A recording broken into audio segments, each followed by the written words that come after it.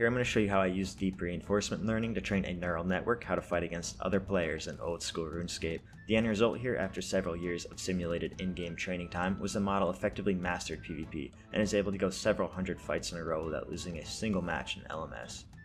And at this point, it's not really worth it for me to try to make it any better, so I'm going to go ahead and release it and show you guys how it all works throughout this video. Alright, before we get into the details here, I want to get something out of the way first. The models were trained on a private server, which did not affect other players. But the models were then tested on the real game against real players to evaluate how good they really were, and you'll be seeing some clips of this. Now, using this kind of software on the real game is against the rules, and your counts can be disabled if you try to do something like this yourself. And since then, all of my counts have been disabled, so just keep that in mind. And also, I'll be releasing most of this project open source, including the training simulation and all of the reinforcement learning code, but I will not be releasing the plugin that allows me to test these models on the real game. This plugin will not be made available in any capacity, so please don't reach out asking for it.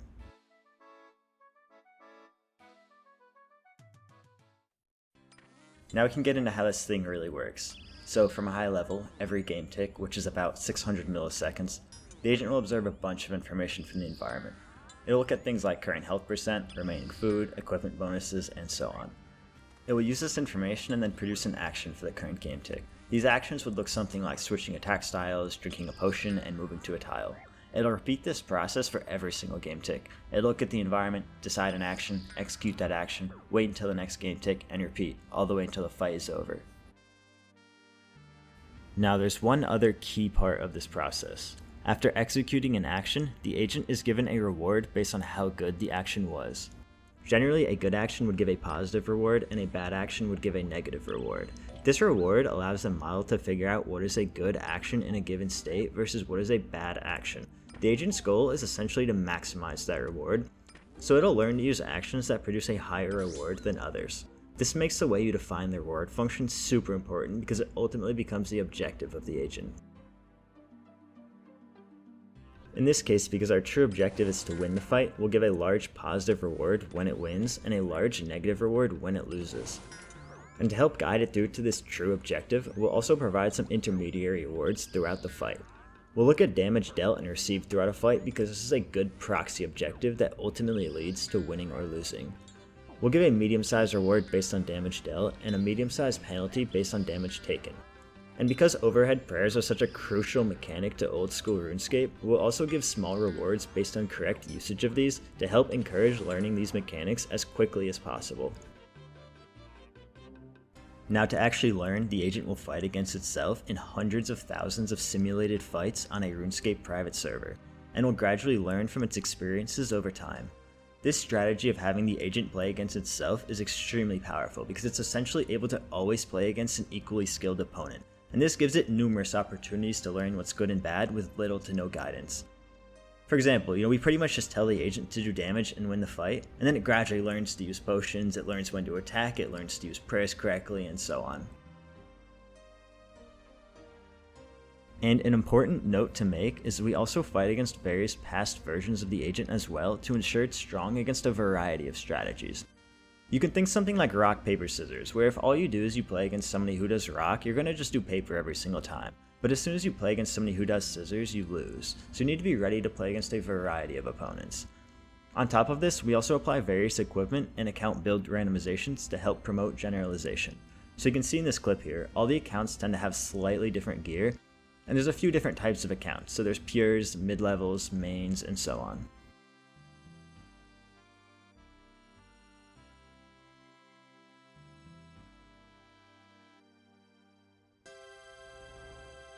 Here we can see that the training session for the latest model version seen throughout this video took over 9 days of real life time.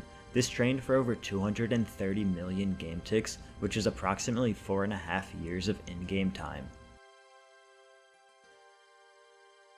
From monitoring the training metrics, we can infer a lot about how the model learns and what playstyles it prefers. Here we have a graph of the average distance to the opponent at any given time. You can see that at first it starts out staying kind of far away, but then it gradually changes to being almost on top of the opponent all the time. This is a mechanic that's commonly abused by top players in the game, where they freeze the opponent and then stand on top of them until they can attack again and then repeat. This effectively gives the attacker extra game ticks where the opponent can't attack them back. This is fascinating to observe because the agent actually learns this and is able to abuse this game mechanic without being told to do so. It just has the ability to move under the target, and it learns that it's powerful and does it. We can also observe other metrics, such as average stats over time. These are interesting because it shows that at first, the agent has no idea how potion mechanics work. At first, it's likely just drinking a brew which drops its stats down, but then never drinks a restore to get those back up. Using these charts, we can almost pinpoint exactly when the model learns the mechanics behind potions. This was all accomplished with a relatively small network. We have less than 2 million parameters in total. The actor network, which generates actions, has about 1.5 million.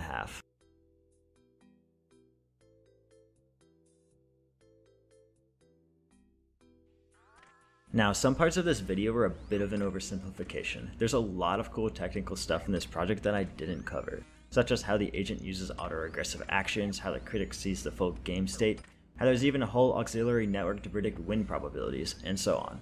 There's a lot of cool stuff, so if you're technical and curious, feel free to check out the code. It's almost all been open sourced. So for the next few minutes here, I'm actually going to go over how to run this project locally for those of you who are interested.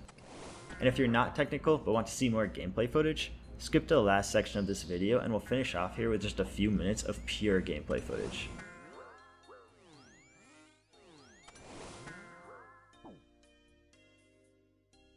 To run this project locally, you'll first need Git to clone the repo, and then you'll need Conda to install all the dependencies.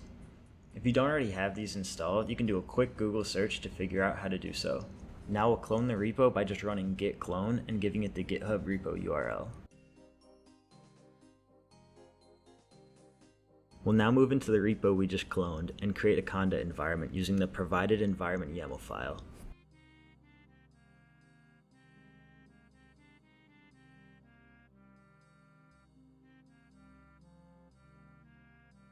This will now install all the dependencies necessary for this project, including Python 3.10 and Java 17.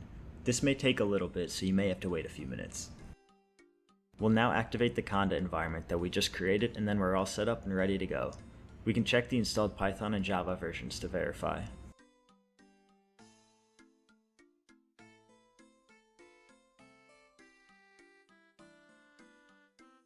To start a new training experiment, you just have to run the train command and give it a configuration file with the preset argument.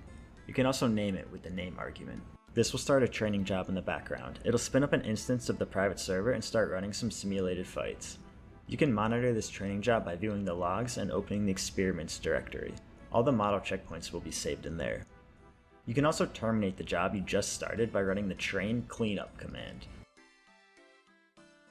View the readmes in the repository for more detail on how this all works.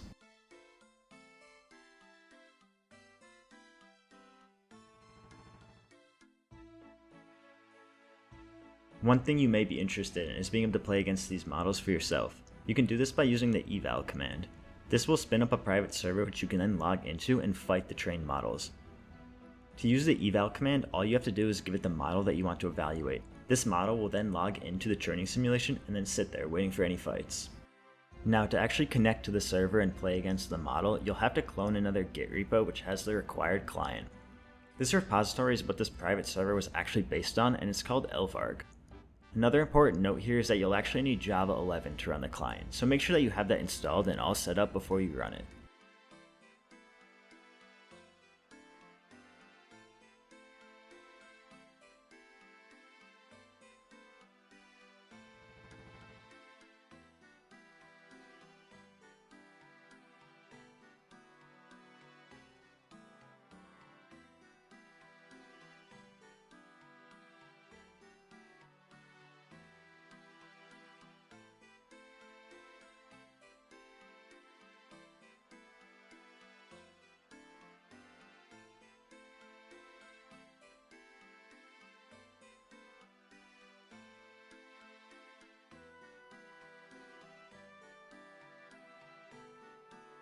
Alright, so that's all I've got here for today. I hope you found this interesting, and again, most of it's open source, so feel free to check it out on GitHub.